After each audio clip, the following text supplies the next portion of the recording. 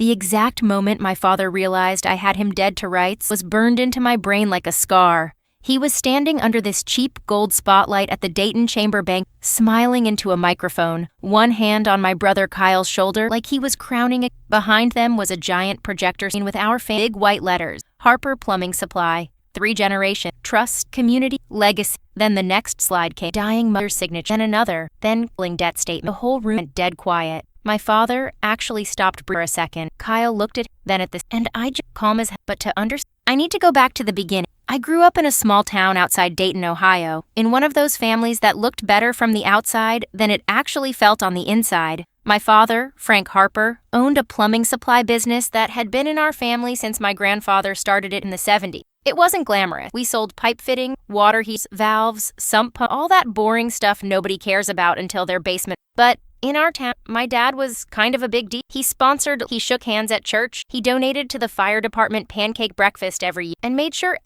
people loved him. More accurate, they loved the version they got in public. At home was different, not monster. That would have, honestly, he was more the kind of guy who needed everything arranged around him. His moods set the weather in the house. If he was dinner was fine and everyone laughed. If he was irritated or silverware hit plates like gunshots, he had this way of making compliments like contracts. If he said, "That's my boy," what he really meant was, keep doing exactly. My mom balanced him out. She was warm in a quiet way. She made grocery lists on the backs of junk mail, wore the same faded Ohio State hood for 10 years, and somehow remembered everybody's day without writing anything down. She was the one who made our house feel safe. If my dad was the loud front-facing part of the family, my mom was the actual foundation. Then there was my younger brother Kyle. Kyle was 3 years younger than and somehow always managed to be both charming at the same time. I know that sounds bitter. Maybe it is, but it's also true. He could walk into a room full of strangers and have them laughing in 5 minutes. He was good-looking, funny, and absolute to consequences.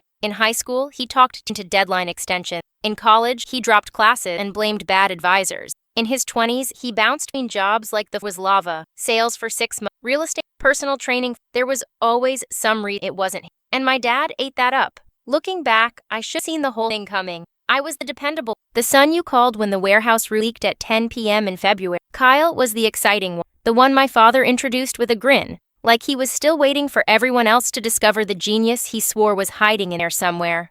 I started working at the supply company when I was 14, stocking shelves, sweeping up, loading orders into contractor vans in the summer heat. I didn't mind it. Honestly, I was proud of it. By the time I was 23, I was basically running half the operation. I handled inventory software, vendor delivery schedules, payroll backups, and all the ugly stuff that actually is alive. My father would clap me on the back and things like, "One day, all this will keep your head on straight." That sentence shaped my whole life. I turned down a chance to Columbus with some friends because the business needed me. I stayed local when my girlfriend at the time wanted us to try Chicago. I worked 60-hour weeks for a salary that looked decent on paper until you divided it by the actual hours. Every time I got frustrated, my dad would give me that same line, "You're building your future." So I believed him. That was the stupid part. I really believed. Kyle, meanwhile, drifted in and out like a guest star. He'd come work at the shop for weeks after some failure, charm the counter guys, disappear early, borrow the company truck, and leave me cleaning up whatever mess he made. Once he sold a contractor the wrong pressure tank, and the guy lost half a day on a job. My father laughed it off. He's learning. If I made a mistake, I got a lecture in the office with the door shut. If Kyle screwed up, it was just Kyle being Kyle. Still, I told myself it didn't matter. My father trusted me where it counted. I was the one with the key. I was the one he called on weekends. I was the one vendors asked for by name. I thought there was a difference between being loved. I found out the hard way that there really wasn't, at least not to him. Then my mom got sick, and everything changed. It started with stomach pain, which she brushed off as stress. Then came a scan, then the specialist, then the cold little consultation room that smelled like coffee, disinfectant, and bad news. Ovarian cancer is already advanced. I still remember the sound my father made when the doctor said the word aggressive. It wasn't crying. It was more like the air leaving a punctured tire. For the next, my life narrowed down to hospital and home. I drove my mom to chemo when my father had meeting. I sat with her during long and few days while she slept under blankets and too loudly mounted in the corner. I learned how to read lab numbers, even though I learned how to help her stand up without making. Kyle came around just enough he'd visit with some flowers. Things got messy. He was good at that.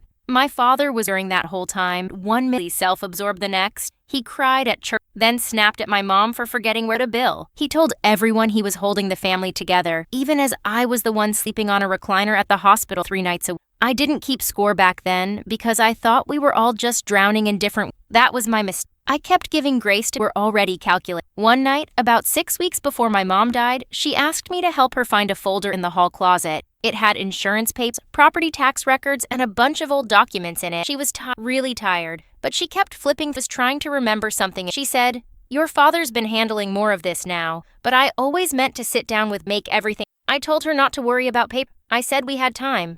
That sentence still makes me sick, because apparently, while I was trying to keep her comfortable, pretend there was more time, my father was already making sure there wasn't any room left for. After my mom passed, the house changed overnight. You could feel the missing person in every. Her coffee mug stayed in the cabinet because none of us wanted to. Her slippers still by the bed. Her handwriting was still on the calendar. All those normal little notes that suddenly was wrecked. My father seemed wrecked, at least publicly. He cried at the. He held my hand at the cemetery. He told people Linda was the heart of family. Everyone nodded because it sounded. A week he asked me and help with quarterlies. Business doesn't stop, so I did. That became the pattern. Grief got folded into labor. I buried myself in work because the alternative was sitting in my apartment replaying the last month of my mom's life and wondering if I'd missed something. My father leaned on me harder than ever. "I don't know what I'd do without you," he'd say. "Your brother means well, you're the one I can trust." And here's the when someone starves you long enough, crumbs start to. Kyle moved back to town about 3 months after through another time in Cincinnati, and suddenly was around every. He started dressing nicer. He'd show up at the office in button-down shirts he never would, carrying coffee, talking about modernizing the business. It was almost funny. He didn't know the difference between a check valve and a ball valve, but suddenly he had opinions about expansion, branding, online ordering, all this buzzword garbage. My father loved it. At first, I tried to be fair. I thought maybe the loss had matured him. Maybe he wanted to step up. Grief does weird things to, but little stuff started piling up. Closed-door talks in my father's office that stopped when I walked in. A financial advisor visited on days I wasn't asked to. Kyle is getting copied on emails from when I'd handled those. If I asked about it, my father brushed me off. "We're just exploring options. Don't be so sensitive. Not everything is a conspiracy." That last one really gets me now. Then there were the comments, little poisonous things said casually, like they didn't matter. "You've always been more comfortable in the background. Kyle's got better people. You're solid, but leadership takes vision." It was like he was slowly rewriting me right in front of my face, not as the son who carried the, but as some useful employee. Be grateful to still have a scene. Still, I held on because he kept giving me just enough. He told me we'd all be meeting with an estate lawyer soon, so there wouldn't be down the road. He said my mom wanted that phrase, his favorite. Your mother wanted used it like a weapon wrapped in. About 6 months after Kyle came back, called me after and asked really gently, if I was doing better. I said better than what? She got awkward and told me my father had mentioned I was struggling, that maybe I wasn't interested in taking on too much responsibility at the company because I was still grieving hard.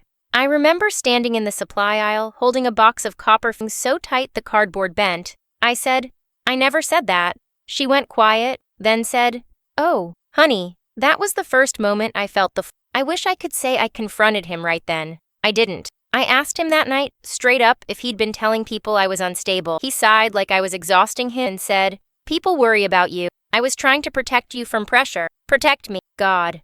I wanted to believe it was a clumsy concern. That's how deep the conditioning went. But I didn't know the worst part yet. Not even close.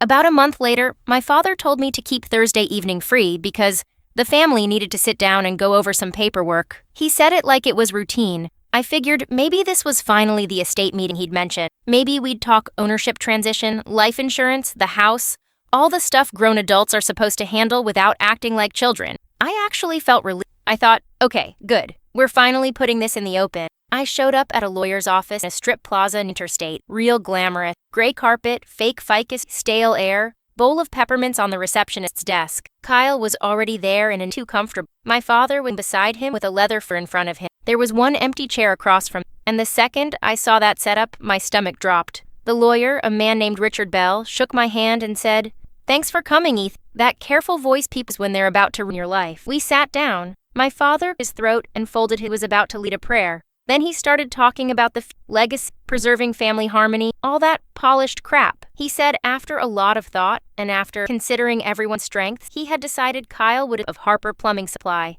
Not ownership, controlling it. He said the family home would also go to Kyle eventually, as Kyle planned to raise a family there. He said the lake cabin would stay with them for entertaining clients, which meant Kyle would control that too. Then he slid a paper showing I'd receive a modest cash and the title to my work truck. My work truck. For a second, I genuinely thought I was misunderstanding the document. I kept scanning it like maybe I'd missed My ears were ringing so hard I could barely hear. The fluorescent lights buzzed. Somebody in the next office laughed at something. It sounded like the world had forgotten how to behave. I looked at my father and said, "What is this?" He gave me this sad, practiced expression. "It's what makes the most sense." I laughed. Not because it was funny, because my body didn't know what else to do. "Makes sense?" I said.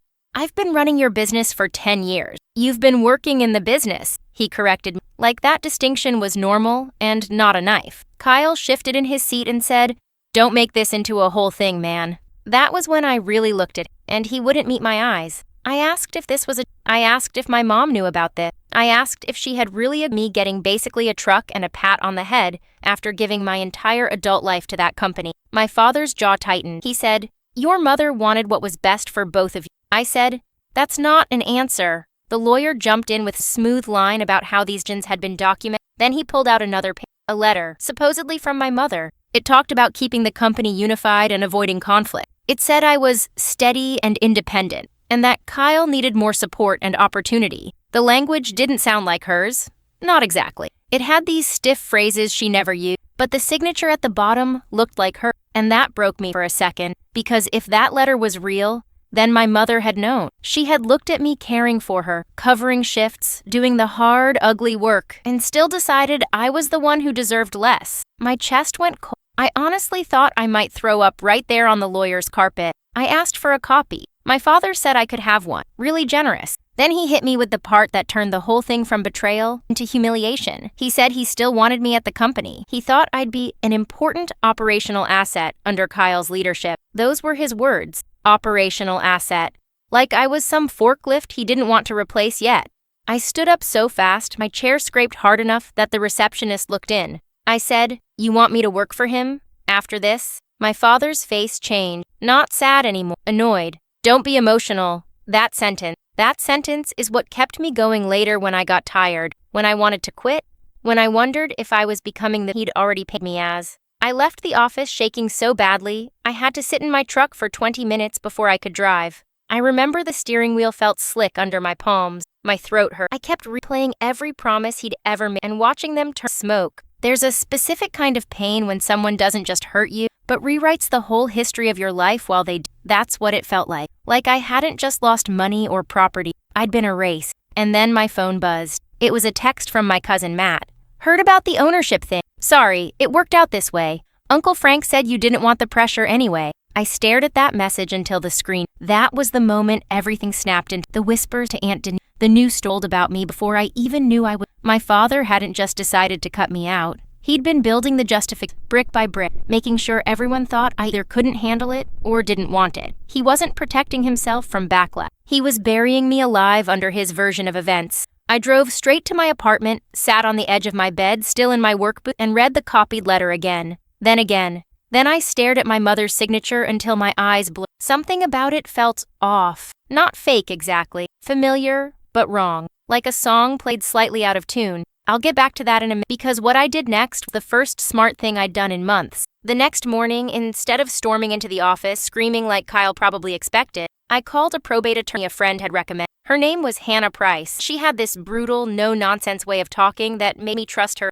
I met her that afternoon downtown or a coffee shop that smelled like sin and burnt espresso. I laid everything out, the promises, my mother's death, the surprise meet, the letter, the house, the cabin, the whole ugly thing. She listened without interrupting, then asked one question. "Do you want fairness, or do you want war?" Honestly, I wanted my father to hurt, but I told her I wanted the truth. She nodded and said that those two things sometimes overlap. Hannah explained that if the company had always been solely in my father's, he had broad control over where it went. Bad faith wasn't automatically. Being a rotten father wasn't against the law. But assets tied to my mother, trusts revised, transfers made under power of it could get messy. She asked when the letter had supposedly been signed. I checked the copy. It was dated 11 days before my mother died. Hannah tapped the page and asked, "Was your mother lucid then?" I didn't answer right away. Because 11 days before my mother died, she could barely hold a conversation longer than a few minutes without drifting. She knew who I was. She squeezed my hand. She asked for ice chips. But writing a clean, balanced letter about corporate continuity, it didn't fit. Not emotionally, not physically. Hannah asked if I had access to records. I told her I had years of operational files, vendor correspondence, archived order logs, and old bookkeeping backups because I'd built half the storage system myself. She held up a hand and said, "Only access what you're legally allowed to access. Do not break into anything. Do not steal documents. Do not get cute. If he buried you with paper, we dig with paper." That became my whole mindset. I kept going to work as if nothing had happened. That was the hard part. Walking through those doors every morning while Kyle sat in my father's office, pretending he understood anything beyond his own reflection. My father acted offended by my like I was being imitated. He told employees we were just having a family adjustment. He asked me to train Kyle on purchasing cycle, train him. I wanted to put my head through a wall, but I played nicely, quiet. I answered I fixed dispatch error. I nodded in. If my father had looked, he would have seen it. The switch, the warmth gone, the fear. Once you understand someone is willing to sacrifice you, you stop hope. And hope is what makes for the next. I pulled together every file I was authorized to have. Old ownership paperwork, insurance records, vendor rebates, memorial donation receipts in my mom's name, internal accounting summaries that the office manager had sent me 100 times over. Nothing dramatic at first, just pattern, money moving in circle. Then Mia called me back. Mia had been our bookkeeper for 7 years before my father let her go, right after my mom died. The official reason was restructuring. The real reason I started to suspect was that she asked too many questions. We met at a diner off Route 48 where the coffee tasted like pennies, and the booths still had those cracked vinyls. She looked exhausted, but not surprised to hear from me. When I told her what had happened, she just stared at me for a second and said, "So, he finally did it." That sentence sent a chill straight down my spine. Apparently, months before my mom died, my father had been moving money between personal accounts, the business account, and something labeled Memorial Reserve. Mia said she pushed back because it looked sloppy at best and fraudulent at worst. He told her to code some of it as community outreach and some of it as temporary family reimbursement. She never saw full explanation. She did, however, keep notes because, in her words, I wasn't about to go down for Frank Harper's creative bookkeeping. Then she handed me copies, not stolen documents, her own contemporaneous notes, emails he'd sent her, and one screenshot of a transfer instruction he'd forwarded to herself because it bothered her that much. My mother's separate savings account, funded mostly by an inheritance from her parents, had been drained in chunks during her final months. Some of that money went to treatment and household costs, which made sense, but some of it didn't. One chunk landed in the company account right before a large payment to cover a delinquent line of credit. Another lined up with a payment to a debt settlement firm in Kyle's name. My hands were literally shaking over a plate of untouched fries. Mia leaned in and said, "There's more. Using your mom's memorial donation to make himself look generous." That took me a second to understand. After my mom died, people had donated it to a women's cancer support nonprofit he'd cared about. My father publicly announced a large matching gift from the family. The town pay even mentioned. According to Mia's record, a chunk of that matching gift had been reimbursed through the company under marketing and goodwill expenses, meaning he used business money, maybe even vendor rebate money, to pose as some grieving, generous husband writing a heartfelt check from his own pocket. Petty? Maybe. But in a small town, reputation is built from exactly that kind of polished lie. I took everything to Hannah. She went through it all like a surgeon. Careful, precise, no drama. She flagged the most serious parts fast. The timing of the transfers from my mother's account, the questions around her capacity near the date of the letter, the reimbursement trail, the fact that my father had told multiple people conflicting stories about my involvement in succession. She said we might not be able to blow up the will clean, but we could absolutely challenge parts of the estate and force discovery. Then she asked me if I wanted to know what leverage really looked like. I said yes. She said, "Your father's weak spot isn't just money. It's the image of himself as the honorable one. Men like that will spend more protecting the store than the assets." That was it. That was the map. A few days later, I found the thing that turned all of this from ugly to devastating. Remember that letter from my mom, the one attached date document? I kept staring at the signature because it bothered me. One night, I was going through an old folder from her hospital paperwork and found a pharmacy consent form she'd signed around the same week. Same date range, same hand, technically. But the signature on the estate letter was stronger, cleaner, more centered. My mom's real signature during that period had started to trail downward because she was weak. On the letter, it looked like someone had taken a better version of her signature from another document and traced the rhythm of it without understanding the fatigue in her hand. I'm not a handwriting expert. I'm not one of those internet detective weirdos. But when you've watched your mother sign her name your whole life, you know when it doesn't feel like her.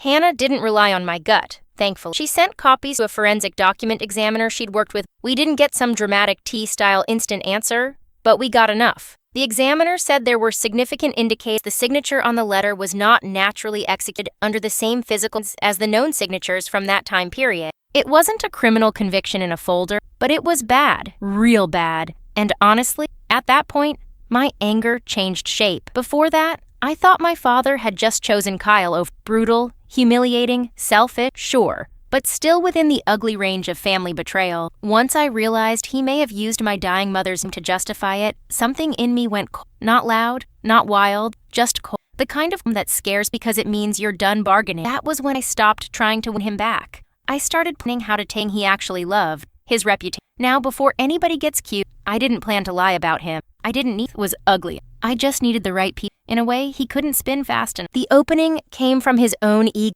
Every year, the Dayton Chamber did this awards banquet for local business owners, donors, and small-town royalty who loved clapping for themselves in a hotel ballroom. That year, my father was set to receive the Legacy in Business, and the event program specifically mentioned family stewardship through generational transition. He was ecstatic. He bought a new suit. He had Kyle fitted for one too. They were going to use the night to publicly position Kyle as the next of Harper Plumbing Supply. My father told me about it like I should be proud. "This is good for the company," he said.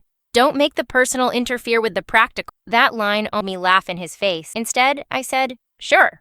From then on, everything moved fast. Hannah sent a formal request for certain estate records and raised questions about the letter's validity. That alone rattled him. I could see it. He started calling me more, texting weird fake-friendly things like, "We should grab lunch and talk man-to-man," or "Don't let outsiders poison this." Outsiders, meaning a lawyer, meaning reality. At the same time, I started building a timeline, not a messy rage document. Clean, simple, date, transfer, source, destination, public claim versus actual funding, internal email, contradiction. I added copies of the memorial donation article, screenshots of my father telling me I was future of the business, notes from Mia, the expert's preliminary concerns about the signature, and one especially disgusting email where my father wrote to an accountant, "Kyle needs a chance to himself.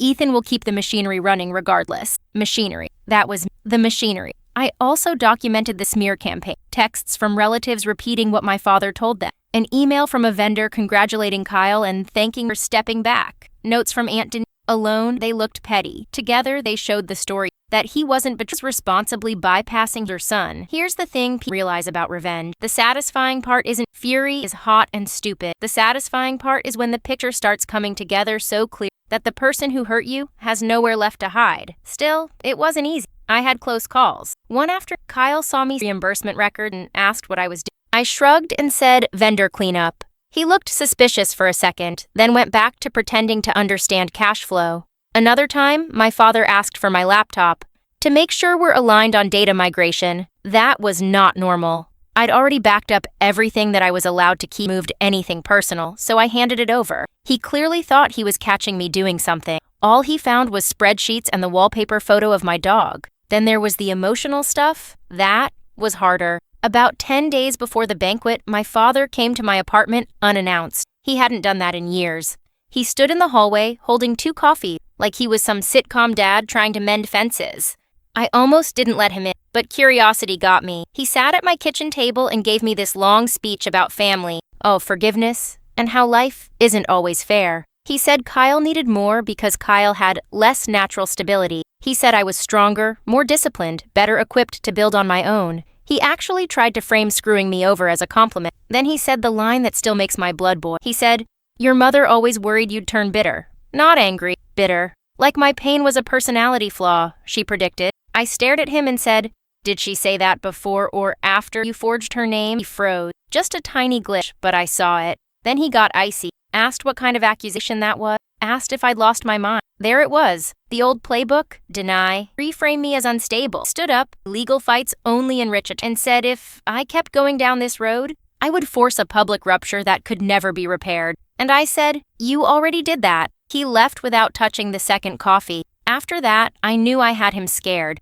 I didn't tell many people what I was planning. Just Hannah, Mia, and my friend Josh, who helped me once with presenting the company website and knew enough tech to make sure I didn't screw up the timing. The goal wasn't some childish public for the sake of embarrassment. The goal was to detonate. If I pushed, my father would. If I went too, he'd spin it. If I went too personal, people would dismiss me as a jealous son. So we built layers. First, Hannah drafted a packet for the relevant parties tied to the estate, not gossip. There were evidence-based concerns, and a notice that there were credible questions about fiduciary conduct and document validity. Second, I made a shorter, simpler version focused on the public lies, the memorial donation reimbursement, the succession misrepresentation. The internal email reduced me to machinery, the timing of my mother's condition, enough to make any decent person deeply uncomfortable attaching a community legacy award to Frank Harper. Third, and this was the part from the hook, was put in charge of the banquet slideshow. Yeah, really? Because of course I was. For years, I handled brand admin for the company. Whenever my father needed something done, but didn't want to pay a marketing, he called me 4 days and said the chamber wanted family business milestones, sponsor logo, all that kind of thing. He said Kyle had tried, but you know how he is with details. I nearly laughed out loud. The man who cut me out of my own future still wanted free labor from me on the way to handing it to my brother. So I said yes.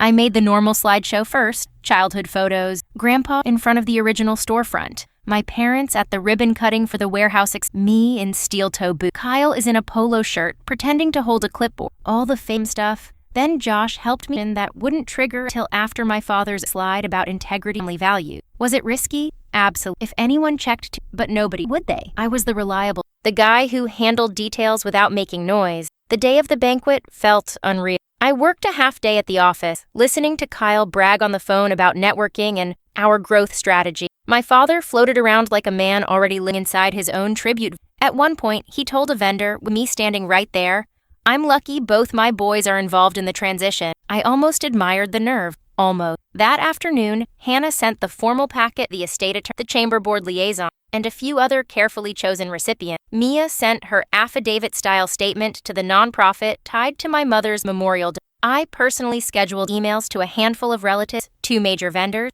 and the local business who loved puff pieces about local leaders. The emails were set to go out 7 minutes after my father took the stage. 7 minutes, long enough for the first hit to land before he could start calling people. I got to the hotel early under the pretense of checking the slideshow. The ballroom smelled like coffee, carpet cleaner, and those sad little chicken dinners that come plated under silver covers. Round tables with white cloths, blue-up lighting, a podium at the front, projection screens on either side. I loaded the presentation, tested the file. My heart pounded so hard I thought I might pass out. Josh texted, last chance to walk. I stared at that message for a long time. Then I thought about my mother in that hospital, thought about the letter. I thought about my father telling me an operational ass. I texted back, no. The room filled up fast. Bankers, contractors, city council types, church couples, business owners, their wives, people who loved being seen. My father worked the room like he was running for office. Kyle did his usual golden retriever act. Slaps on backs, big smiles, fake humility. I kept my distance and sat near the middle with a clear view of screen. Aunt Denise was there. So was our old pastor. Even a couple guys from the warehouse came because my father liked having blue-collar and he talked about family value. The MC started the program. Award, sponsor, another award. Salad plates clear, more speech. Every minute felt like an hour. My phone buzzed once with a scheduled, ready. I put it face down. Then my father's introduction. They read this glowing bio about how Frank Harper had built not just a company, but a reputation for fairness, generosity, and family-first leadership. I swear to God that phrase almost made me choke. He walked up smiling, hugged the MC, shook hands with some chamber guy, then waved Kyle up beside him. People clapped. The first slide rolled. Grandpa. The old shop.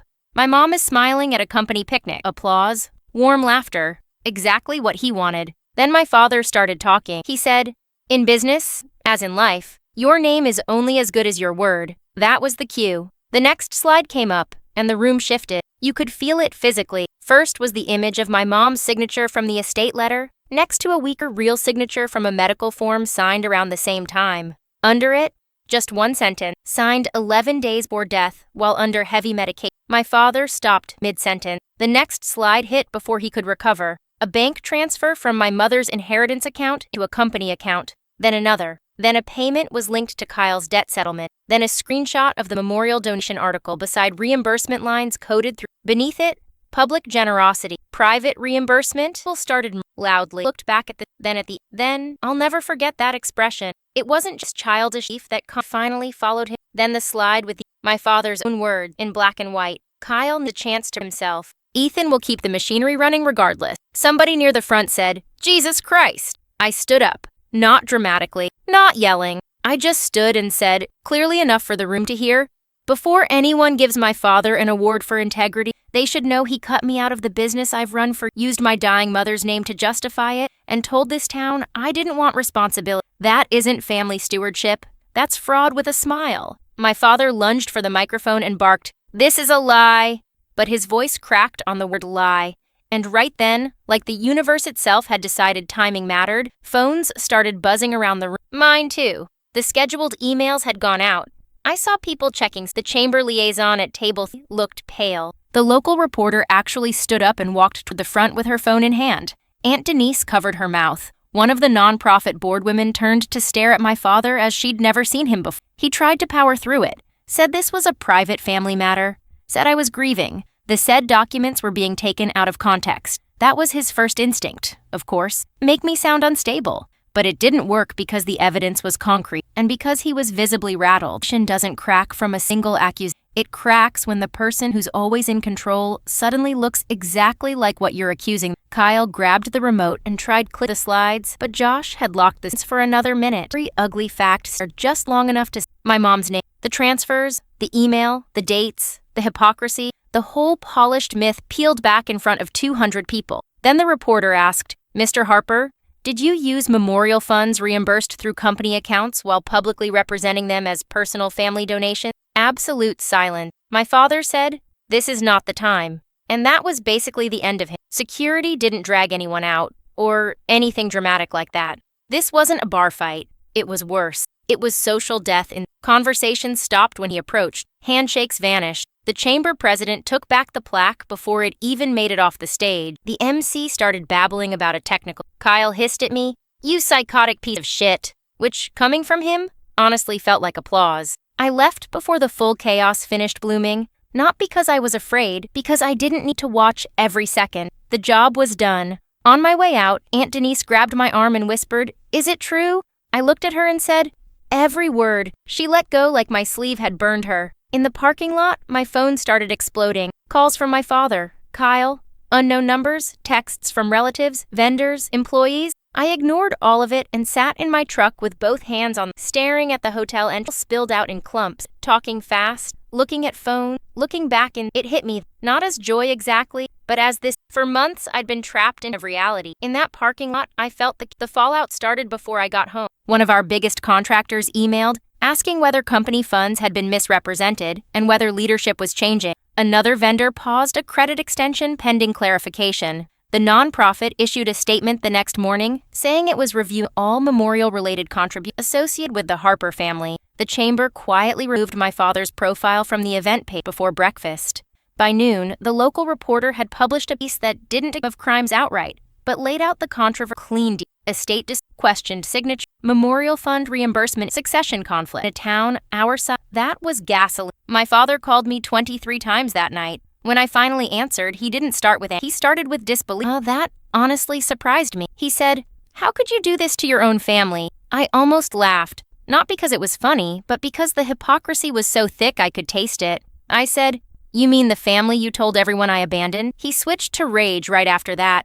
Said I'd destroyed the company. Said I'd humiliated my mother's memory. That one nearly made me swerve off the road from sheer fury. He was still using her as a shield. Even then, Kyle left me a voicemail saying if anything happened to it would be on me. That voicemail aged by the way, because over the next few the pressure got brutal. Employees started asking questions. Good employees who'd trusted my father. Mia's statement circulated privately. The estate attorney suddenly much more careful than before. She requested delays and supplemental review. The forensic signature concerns became impossible to. My father's church asked him to step back from his deacon role pending resolution of personal matters. The Rotary Club postponed a community recognition been set to. One of the banks tightened scrutiny on the company because public controversy and possible internal misclassification do not make lenders warm and fuzzy. And Kyle absolutely folded. That was maybe the most satisfying part outside the ballroom. The second thing got hard. He crumbled exactly the way I always. He missed meetings, snapped at the staff, tried acting decisive with who had no respect for. He sent one vendor this rambling email about internal sabotage, made them more nervous.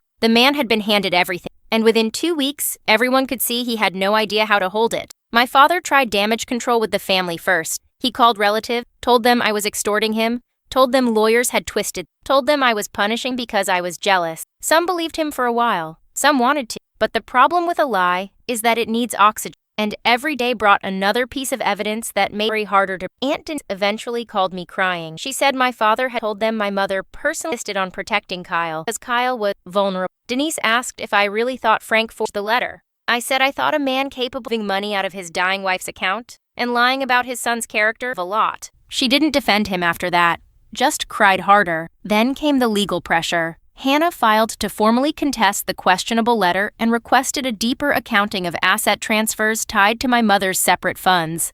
That changed everything. Public embarrassment was one thing. Court-supervised scrutiny was another. Suddenly, my father wasn't just dealing with whispers and social fallout. He was dealing with discovery, subpoenas, records, timelines, and experts. He hated that. He always depended on charisma to blur edges. Paper doesn't care how charming you are. The settlement talks started less than a month later. He didn't admit wrongdoing. Men like him rarely. Through attorney, he offered a portion of the business, cash from assets tied to my mother, a structured buyout if I wanted out entirely. The lake cabin would be sold. So would some investment property I didn't even know existed. Funny how flexible there's nothing else to discuss becomes when the truth starts costing real money. I took the buyout. Some people asked why I didn't fight to the company. Honest, because by then, I was done. The place smelled like betrayal. Every shelf, every loading dock, every stupid fluorescent aisle. I had given enough years to that build. I didn't want to inherit a war zone, prove I could run it better. I already knew I could. Everybody knew that now. Kyle was furious when he found out the revised settlement gutted what he thought he'd inherited. He sent me paragraphs about blood and how I'd stolen his future, the one he never built, the one my father tried to gift wrap with my labor and my mother's money. I blocked him after the third message. There was nothing left to say. And my father's reputation? That never recovered, not fully, not even close. See, in a small town, scandals don't always explode forever. Sometimes they settle like dust into everything. People stop calling, invitations dry up, conversations lower when you walk in. You're not publicly exiled. That would almost be cleaner. You just become someone people no longer trust around money, around truth. My father kept the business name for a while, but the glow was gone. Every public story about his generosity now had an asterisk attached. Every handshake came with private doubt. He stopped sitting in the front row at church. Then, he stopped going at all. The chamber never gave him the award back. The nonprofit returned a portion of the memorial recognition tied to the disputed matching gift. A couple of longtime customers stayed loyal because some people will excuse anything if you sold them a pipe for 20 years. But the wider aura, the carefully built image of Frank Harper, the honorable family man, was finished. Not because I lied, because I showed how much of it had always been theater. About 2 months after I ran into him at a grocery, not some cinematic showdown, just aisle 7, near the pasta sauce. He looked genuinely older, smaller too somehow. He saw me, hesitated, then pushed his cart closer as approaching a wild animal. For a second, I thought he might be crazy, right? Still, some stupid part of me hoped. Instead, he said, "Are you happy now?" That was it. "No, I'm sorry. I shouldn't have done that to you. Not your mother would be heartbroken by what I became. Just, are you happy now?" I looked at him and realized something ugly but freeing. He still thought this was about winning, about status, about humiliation. He still didn't understand the actual damage he'd done. So I said, "No, but I'm finally not crazy in everyone else's eyes." He flinched at that. Tiny, real. Then he walked away. That was the last meaningful thing we ever said to each other. As for me, I used the settlement money to get out. I took 6 months off for the first time in my adult life. I slept. I traveled a little. Nothing fancy. Just enough to remember what it felt like without dread sitting on my chest. I started consulting for supply chain, and because I actually knew what I was doing, it went well.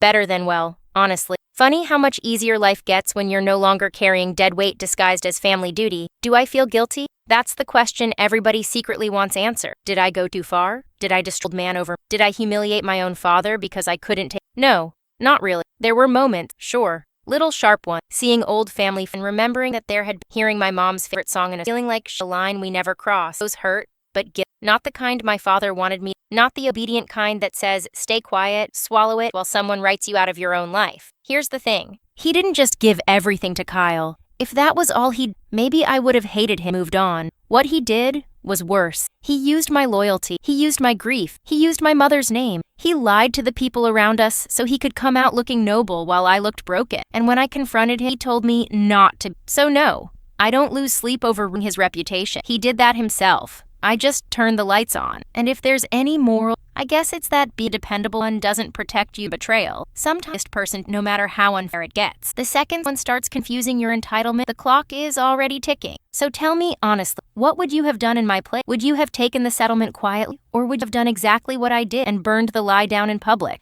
And if you've ever had family stab you in the back and then act like you were the problem, I want to hear that too. Drop it in the comments. Or karma actually shows up on time for stick around, because trust me, there are plenty like this.